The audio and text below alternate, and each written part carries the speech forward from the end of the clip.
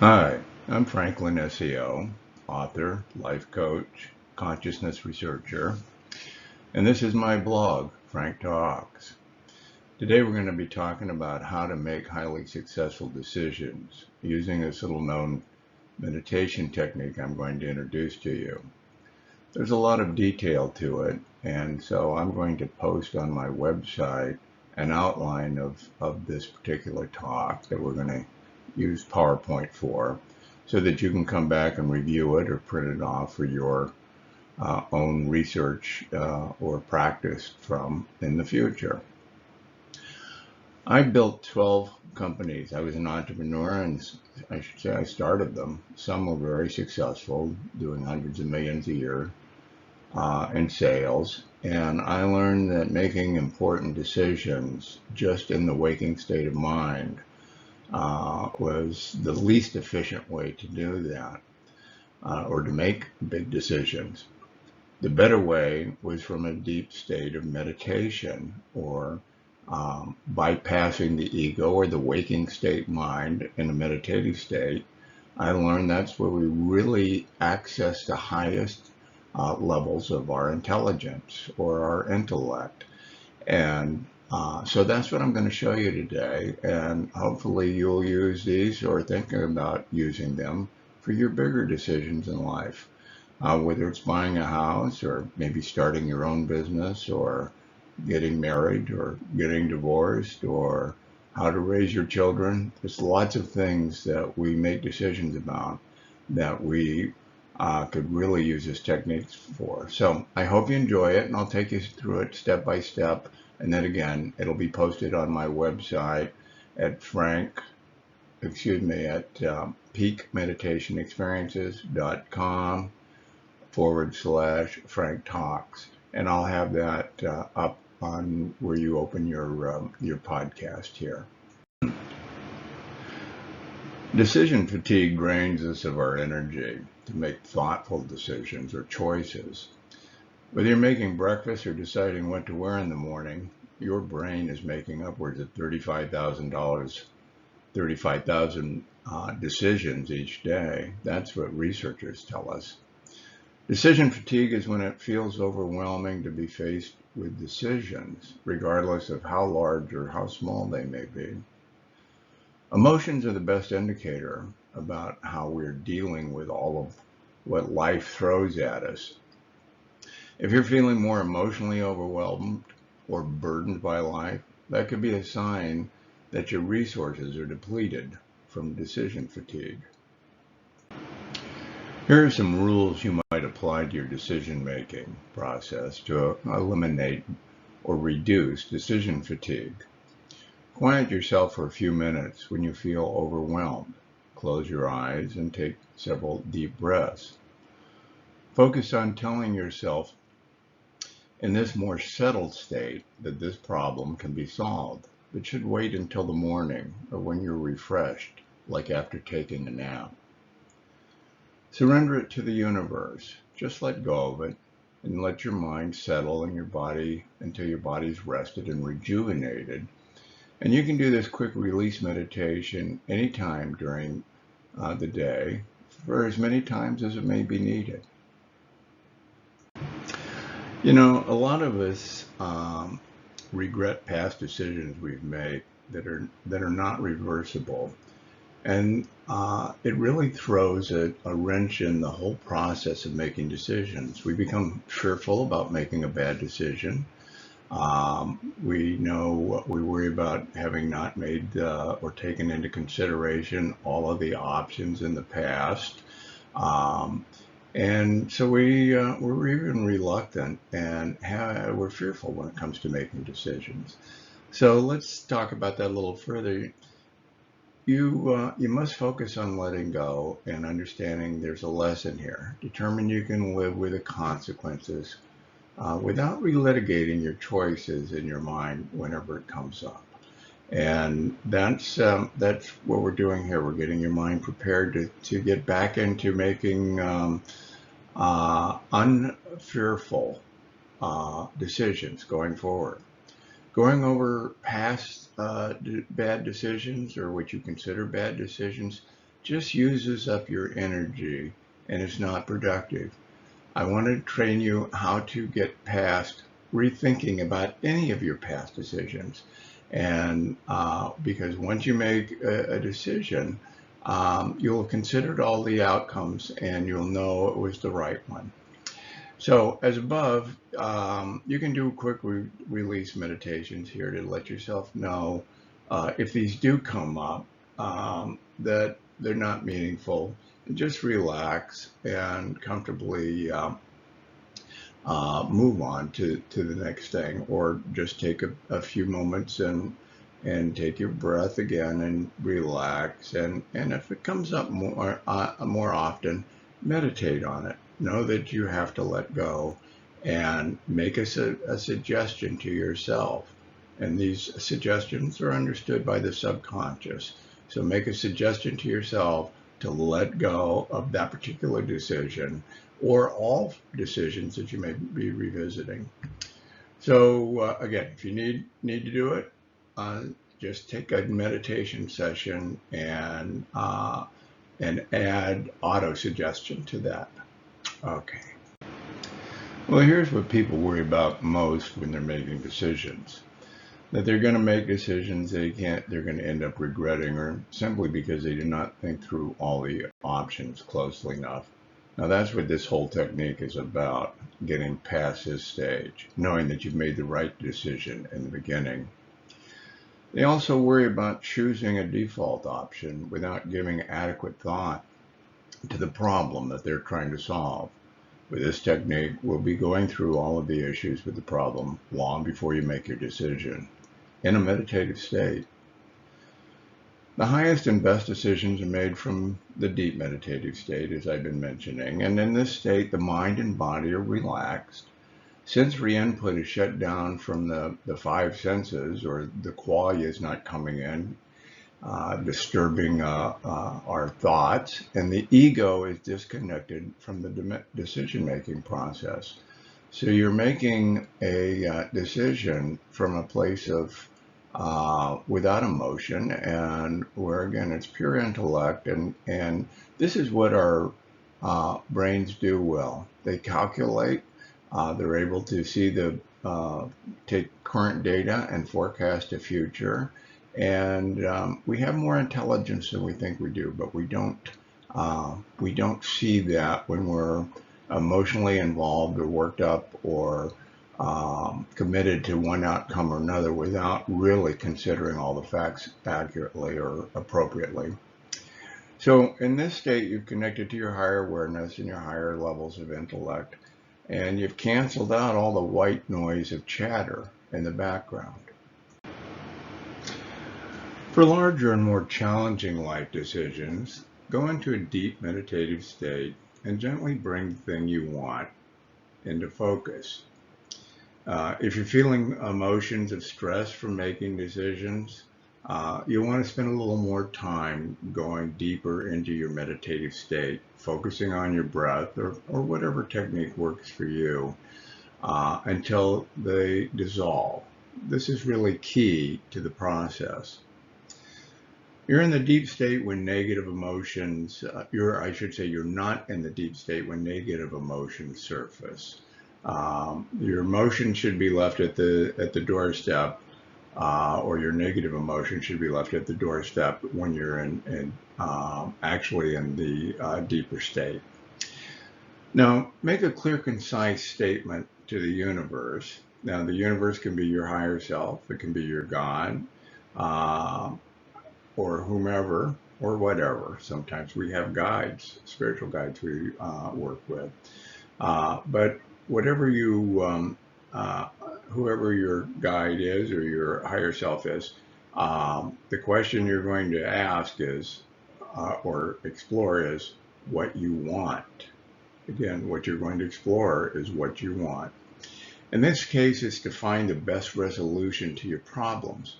So you want to cover what that is. Write out different versions of your questions before your meditation to make sure you're asking clear, concise, short, and very understandable versions of your question, and then choose the best one or the best ones to ask the universe. You might state your question and ask the universe to share it with you all of the best possible outcomes or creative solutions and answers to your question. And as the responses form in your mind, don't be surprised if you haven't already considered many of them. Just sit quietly and let everything come into focus. Do not respond to anything that comes in.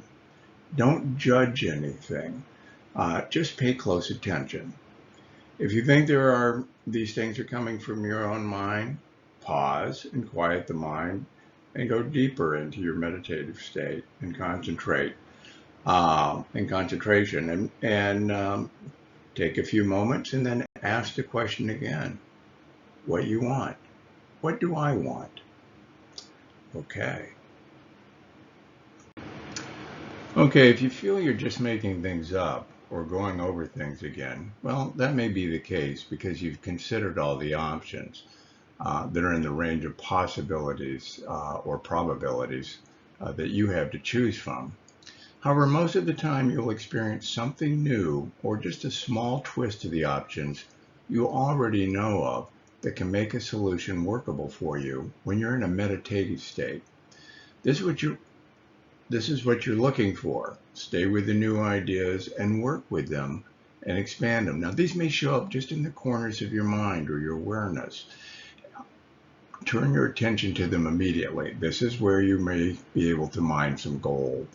And if there's something there, just work on it. Look at it, explore it, expand it. This can be the thing that it will be helpful to you and break you into a new mode of thinking. Once you've chosen the best option, even though it may offer a difficult path, ask the universe to guide you on planning and forming an intention to manage or manifest a choice into your life. If you're making a very difficult decision like seeking a divorce, negative emotions can come up throughout the process. If they do, let them go or sit quietly going deep. Okay, now let's talk about decisions that are surrounded by feelings of excitement and passion. These can also be a little dangerous. Like, let's say you're looking to choose a new home to buy and you've looked at several, and this effort is surrounded by a field of love and even excitement and passion, because this is where you're going to establish your life for you and your family. And both of you want to make sure you're making the right decision, and you love certain things and you can envision the process. So you get really overwhelmed with emotions and projecting out into the future. So it's a great place to make a decision from, but be careful not to rationalize a decision. The house you love, for example, is the one that's most over your budget. And from this place in your meditation, you can see that the right answer may be the second choice because it's within your budget. Your goal is to make balanced choices between passion and your intellect. And the best choice will always be the one that has the greatest likelihood of preventing you from having to solve another problem that was created by your original choice. So think about that a little bit. It's an exciting place to make decisions from, but sometimes, and I've actually made decisions of passion and excitement that were a little over enthusiastic, and I had to come back and correct them at some point. So I'm talking from experience here. Where you are now is you're about to make a big decision. Take your time and be thorough in your meditation. By the way, it's okay to come back and meditate on a big decision more than one time, several times for that matter, until you just become familiar with all of the options, and you'll find you grow more comfortable with them. But if you're ready to make the decision, or if you feel stuck, ask the "what do I want" question again. Only this time you're asking the question to explore your own personal desire. You're not using your intellect now. You are using your emotion. You're going into the gut to get a particular outcome. By asking that question at this stage, you're also putting this variable in that may lead to a choice that is more likely to succeed. Now, this sounds contra to everything I've been telling you, but you've narrowed the field of choices and your intuition is involved with new information. Intuition is powerful. It's undervalued in our lives, and it's a valuable part. When we say I've got a gut feeling, there's research, scientific research that supports that these feelings have a higher than average success rate. So we want to bring those or factor this into our decision making so that we're sure when there's a moment where we need more help that we've covered all the bases. We can't express why we feel something sometimes. It's that is a better choice. But rest assured, it includes all of your worldly experiences and memories that may exist in your subconscious or your soul that are just not available to your waking state mind. So playing that hunch has real scientific validity to it. Intuition can sometimes be the tiebreaker when your intellect is locked up trying to make a decision. Okay, you may want to work on solving a complex plan, or excuse me, a complex problem over several meditations. And I mentioned that earlier, but we're going to add another dimension to that thought here. It's a good idea, as I mentioned, to get comfortable with your bigger decisions before committing to them. Solving a complex problem requires having at least the outline of a plan in your mind for doing something like this. Remember, we talked about working on having a plan, but one that you can visualize as manifesting that plan, because this is going to be an intricate part or an integral part of making your decision. So you want to review that carefully in your mind. Do you have the steps to making a plan? Do you like the plan? If you're, again, if you need help finding the best solution to the problem, go through it again and ask your higher self or whomever you want to talk to, your God for that matter, for help in reaching a solution to the problem, or in this case, a plan for the problem. You can use any variation of this idea that's comfortable for you, but once you decide, you'll form that intention. That's the next step to follow that plan. So we'll talk about that in just a moment. Okay, I'm going to add this really valuable piece of information to your decision process. And of course, this is really about your larger decisions, but add a worst case scenario to your planning process. Now, this is a valuable piece of advice so that you have it in your toolkit and you can pull it out and use it whenever necessary. You need to make friends with your worst fear and your worst case scenario. So sit down and give some thought. And this is kind of negative thinking, and no one really likes to do that. But pencil out what would happen if everything went upside down with your decision. What would be the worst case? And figure out your greatest fear. Explore your own emotion here about the situation and mentally figure out how to be okay with that possibility, or how you could mitigate the worst case and make it a little better. But anyway, you're going to have to make friends with this downside idea, no matter how terrible or wrong it may seem. If you find that you can survive the worst case, you can imagine you'll be able to mitigate future second guessing in your thoughts, which removes fear from the process going forward, and it will negate in the future going back and revisiting the situation, because you already know the outcome. You already knew this potential. Now, downside. Now, maybe there was something slightly different, but at least your mind is prepared for a consequence or an outcome that you weren't expecting, and you've taken that fully into your consideration. So this is a valuable part of the planning process. Okay, over the long term, the facts your decision was based on may change. Now, where we are in the process is that you've figured out your plan, you made your choice, and you formed an intention that this is what you were going to do, and you did that in a meditative state. You've talked to the universe, you've talked to your higher power, you've talked to your God, and made that firm commitment, that decision. You formed the intention, and now you're going forward with it. In the law of attraction, this is a key step. So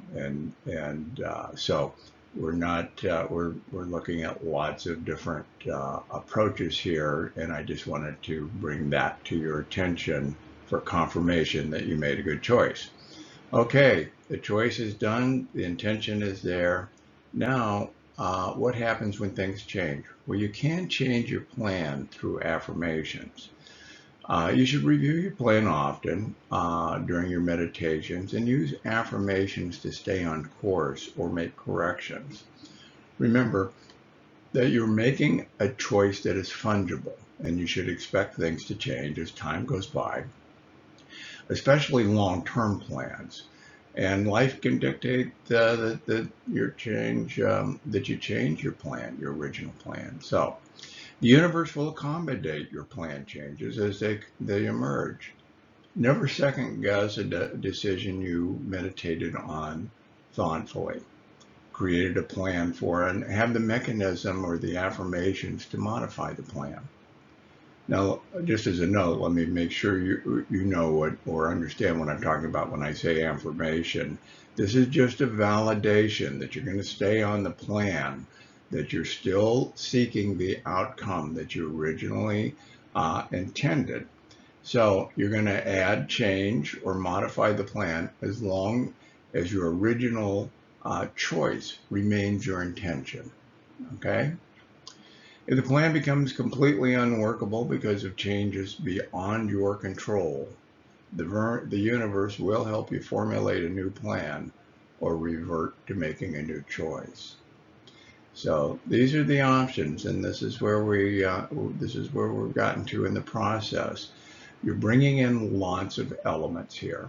You're bringing in, you're really working with a higher source, your higher self. You're working with perhaps guides and others who want to help you do this. Not all of our plans materialize the way we want because things do change. Sometimes we're not ready ourselves for the changes that we intend to make in our life. And sometimes the universe helps us come back and establish a new plan or gives us a teaching that will course correct us. And there may be some pain involved. Not all of our decisions are going to be 100%. What you're doing here is you're greatly improving the probability that your plans will succeed. I always felt in my business career that if 51% of my decisions and choices succeeded, I would be a whopping success.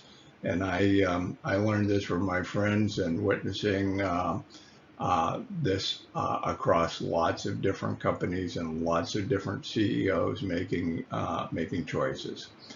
Good luck here.